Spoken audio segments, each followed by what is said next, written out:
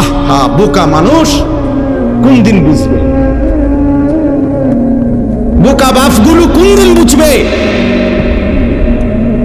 হযরত ওমর রাদিয়াল্লাহু তাআলা আনহুর একটা ছেলে জীবনে একবার নবীজি সাল্লাল্লাহু আলাইহি ওয়াসাল্লামের একটি কথার বিপরীতে বিরোধিতা করে নাই, একটা যুক্তি দেখাইছিল, পাল্টা একটা ভিন্ন যুক্তি দিছিল।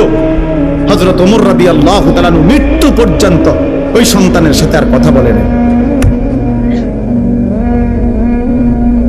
কথা বলে না। হযরত নূহ আলাইহিস সালাম সন্তান কেনানের মৃত্যুর সময় দোয়া করছিল আল্লাহর কাছে, আল্লাহ আমার সন্তান ডুবে যাচ্ছে পানিতে। আল্লাহ নিষেধ করছে, ইন্নাহু লাইসা মিন আহলিক, কোরআনের আয়াত। আল্লাহ বলছে, হে নূহ সাবধান, এটা তোমার সন্তান নয়।